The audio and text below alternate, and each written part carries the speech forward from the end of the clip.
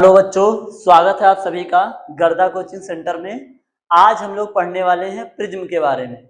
आज हम लोग जानेंगे कि क्या होता है प्रिज्म। 2 दिन से वीडियोस नहीं आ पा रही थी 15 अगस्त के कारण, और जो है उसके बाद संडे पड़ गया तो इसलिए वीडियो हम नहीं बना पाए। थोड़ा लाइट का भी इशू था, ठीक है। तो आज से कंटिन्यू वीडियोज आप लोगों को मिलेंगी, है ना। साइंस हम लोग पढ़ रहे हैं। हमने आप लोगों को पढ़ाया था क्रांतिक कोण, पूर्णांतरिक परावर्तन। फिर उसके बाद हम लोगों ने पढ़ा था, थोड़ा सा जाना था कि आवृत्ति बढ़ाने आने की पढ़ा था, क्या बोलते हैं इसको, प्रकीर्णन, स्कैटरिंग ऑफ लाइट पढ़ा था, ठीक है। तो उसी के आगे हमने कहा था कि हम प्रिज्म पढ़ेंगे। तो आज की वीडियो में हम लोग पढ़ने वाले हैं प्रिज्म के बारे में। तो आइए देखते हैं क्या होता है प्रिज्म और इसके सूत्र क्या होते हैं, और इसके न्यूमेरिकल भी हम लोग आज के ही वीडियो में कर लेंगे, ठीक है। तो आइए देखते हैं कि प्रिज्म क्या होता है। हमने उस दिन में बताया था प्रिज्म में कितने पृष्ठ होते हैं, टोटल 5 पृष्ठ होते हैं।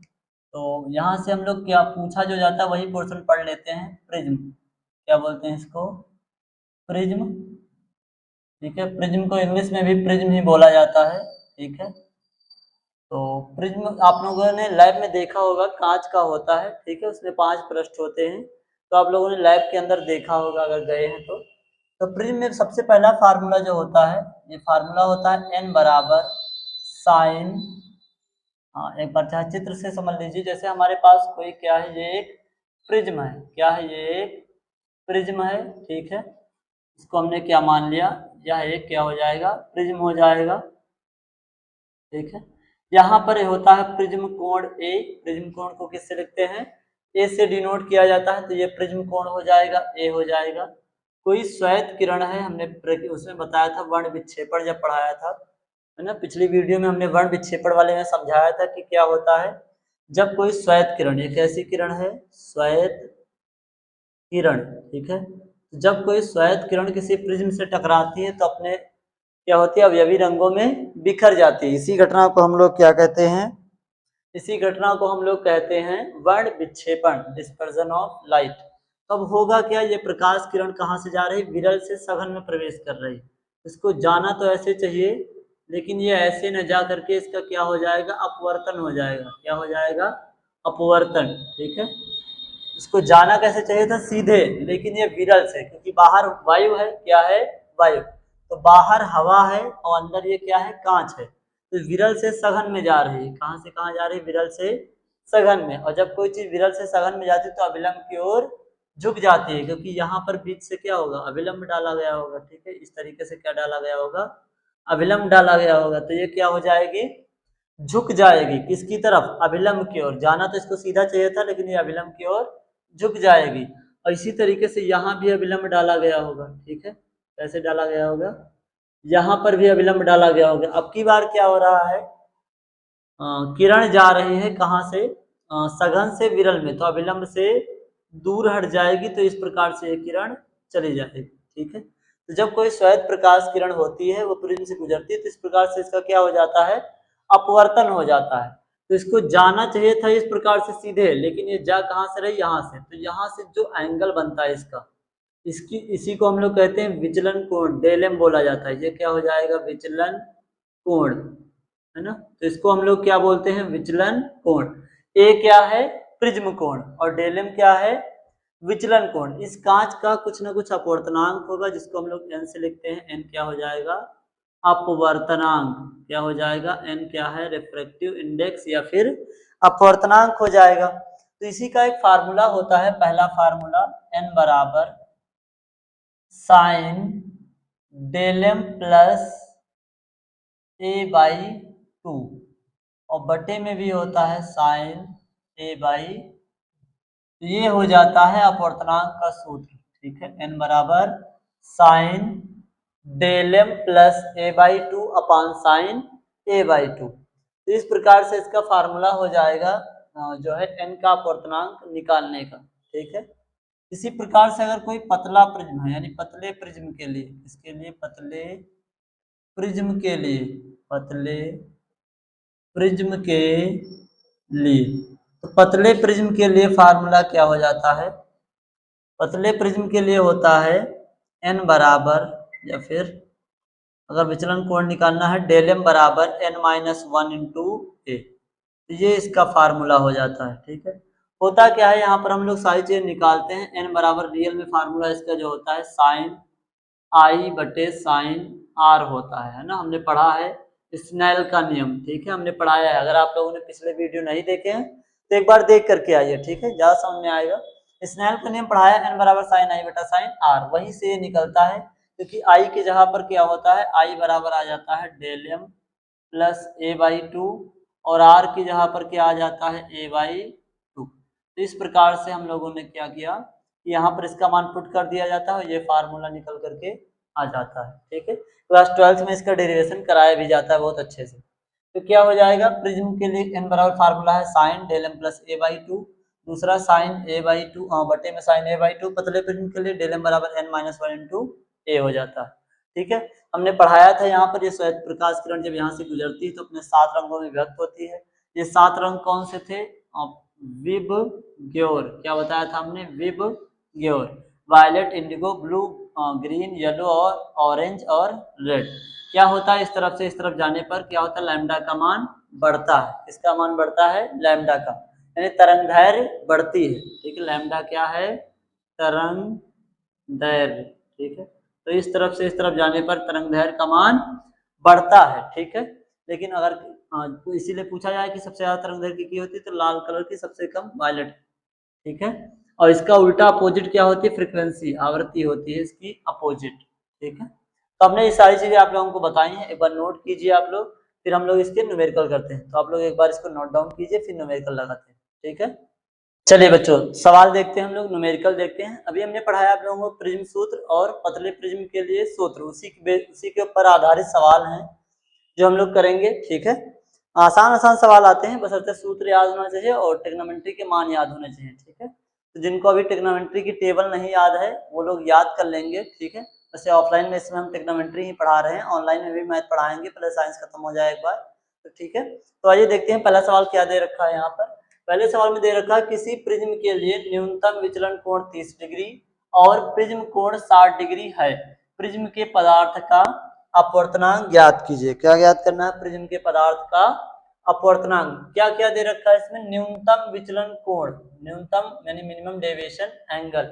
तो न्यूनतम विचलन कोण को हम लोग डेल एम से लिखते हैं, किससे लिखते हैं, डेल एम से। तो डेल एम बराबर हो जाएगा 30 डिग्री यानी कि 30 डिग्री हो जाएगा। कितना हो जाएगा, 30 डिग्री हो जाएगा। प्रिज्म कोण, प्रिज्म कोण को अभी हमने बताया था किससे लिखा जाता है, ए से। तो ए बराबर कितना हो जाएगा, 60 डिग्री। निकालना क्या है, प्रिज्म के पदार्थ का अपवर्तनांक, अपवर्तनांक का मतलब एन। दिया क्या गया है, डेल एम दे रखा है, ए दे रखा है, ज्ञात क्या करना है, एन का मान। फार्मूला हम लोगों ने पढ़ा था, एन बराबर साइन, क्या होता है, एन बराबर sine del M plus A by two और by sine A by two, ठीक है, यही फार्मूला होता है।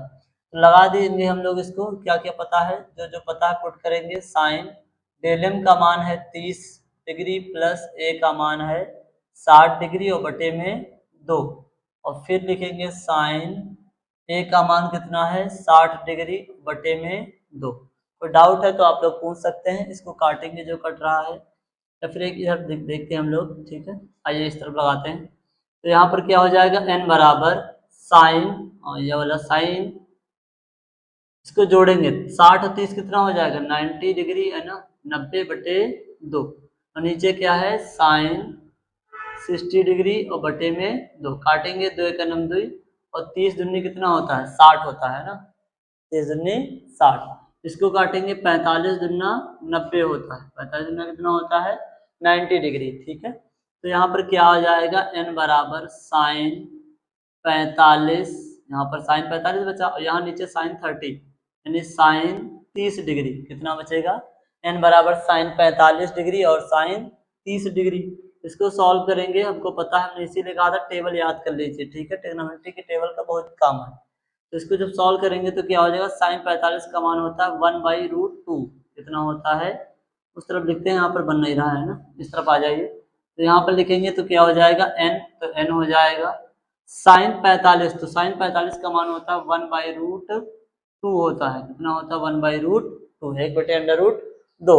साइन 30 का मान होता है 1/2। इसको जब हल करेंगे तो एक्सटर्नल और इंटरनल मल्टीप्लाई, अंता अंता बाय बाय गुणा कर देंगे तो क्या आ जाएगा यहाँ पर n बराबर 2 का 1 से मल्टीप्लाई होगा 2 आ जाएगा और √2 का 1 से होगा तो √2 आ जाएगा। इसको और सिंप्लीफाई कर सकते हैं परमीकरण के थ्रू, तो 2 को हम लोग क्या लिख सकते हैं या फिर सीधे परमीकरण करा दीजिए। परमीकरण क्या होता है, रूट को हटाना है नीचे से, ठीक है। तो कैसे हटाएंगे, इसको मल्टीप्लाई करेंगे √2 से, जिससे नीचे किया उसी से ऊपर करेंगे तो कितना आ जाएगा 2 √2 हो जाएगा ऊपर, और √2 का गुणा होता है 2, √2 का गुणा क्या हो जाता है 2 हो जाता है। एक जैसी चीजें अगर रूट में है तो गुणा करो तो रूट से बाहर हो जाती हैं, या फिर 2 दूना 4, 4 का रूट 2, 2 से 2 कट जाएगा, तो अपूर्णांक हमारे पास आ जाएगा n का मान √2। तो n का मान कितना आ जाएगा √2, अपूर्णांक कितना हो जाएगा √2 हो जाएगा। इसको हम लोग एक तरीके से और लिख सकते हैं, n बराबर √2 का मान होता है 1.414, तो n का मान ये भी लिख सकते हैं, यही क्या हो जाएगा अपूर्णांक, ठीक है। √2 का मान कितना होता है 1.414। तो इस प्रकार से सवाल को करना था। ऐसे सवाल 3 नंबर के आ जाते हैं, कभी कभी 4 नंबर के आ जाते हैं। आसान सवाल है, कुछ भी नहीं है, थोड़ा सा आपको ट्रिग्नोमेट्री का नॉलेज होना चाहिए, टेबल याद होनी चाहिए अच्छे से, और सूत्र को अप्लाई करना आना चाहिए, ठीक है। इसके और सवाल आप लोग कर लीजिएगा, नहीं तो हम लास्ट में जब करवाएंगे तो फिर करवाएंगे, ठीक है। चलिए, अगर कहीं पर आपको दिक्कत है तो आप कमेंट करके पूछ सकते हैं, ठीक है। चलिए आगे देखते हैं। एक पतले प्रिज्म का कोण 5 डिग्री और अपूर्णांक 1.6 है। प्रिज्म द्वारा उत्पन्न विचलन कोण ज्ञात कीजिए। क्या ज्ञात करना है, विचलन कोण। तो यहाँ पर क्या क्या दे रखा है, सबसे पहले कह रहा है पतले प्रिज्म। पतले प्रिज्म के लिए भी सूत्र लिखा था डेल m बराबर n-1 इंटू ए। एक बार देखिए आप लोग अपने नोट्स में, तो उसने प्रिज्म कोण दे रखा। प्रिज्म कोण को हम लोग लिखते हैं ए से। ए का मान हो जाएगा 5 डिग्री। कितना हो जाएगा ए का मान 5 डिग्री, क्योंकि प्रिज्म कोण कितना है 5 डिग्री है। अपवर्तनांक यानी अपवर्तनांक को लिखते हैं n से। n का मान है 1.6। प्रिज्म द्वारा उत्पन्न विचलन कोण ज्ञात कीजिए। विचलन कोण का मतलब क्या निकालना है, डेल m फाइंड आउट करना। तो कैसे लगाएंगे, अभी हमने पढ़ा था पतले प्रिज्म के लिए होता है डेल m बराबर n-1 इंटू ए। यही तो हमने पढ़ा था, अभी यही बताया था हमने, ठीक है। डेल m बराबर n-1 इंटू ए। जो पता वो पुट करेंगे, n का मान 1.6 माइनस 1, ए का मान कितना है 5 डिग्री, कितना हो जाएगा 5। इसको सॉल्व करेंगे, 1.6 से 1 निकल जाएगा, बचेगा 0.6 और गुणे 5, क्या हो जाएगा गुणे 5, ब्रैकेट हटेगा तो गुणे का चिन्ह। तो डेल m का मान कितना आ जाएगा, डेल m बराबर 6×5 30, 6×5 कितना होता है 30। पॉइंट एक अंक बाद लगा है तो पीछे से एक अंक बाद क्या लगा देंगे, पॉइंट लगा देंगे, तो यही आ जाएगा डेल m का मान, ठीक है। तो डेल m बराबर कितना आ गया 3 डिग्री, कितना आ जाएगा 3 डिग्री। लास्ट वाला सवाल क्या है, किसी पतले प्रिज्म का कोण 10 डिग्री तथा अपवर्तनांक 1.5 है, प्रकाश का विचलन कोण ज्ञात कीजिए। बिल्कुल 2 नंबर के जैसे सवाल है, इसको आप लोग लगा करके इसका आंसर आप लोग कमेंट करेंगे, ठीक है।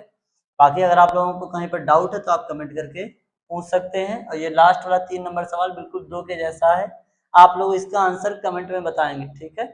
तो मिलते हैं कल की वीडियो में, तब तक के लिए आप लोग अच्छे से रिवाइज कीजिए, है ना, रिवीजन करते रहिए। मिलते हैं कल की वीडियो में। चैनल को लाइक कीजिए, शेयर कीजिए, सपोर्ट कीजिए, ठीक है। और आप लोगों का सपोर्ट ही हमको मोटिवेट रखता है, इसलिए चैनल को ज़्यादा से ज़्यादा लोगों तक शेयर कीजिए, ठीक है। तो मिलते हैं कल की क्लास में, तब तक के लिए धन्यवाद दोस्तों।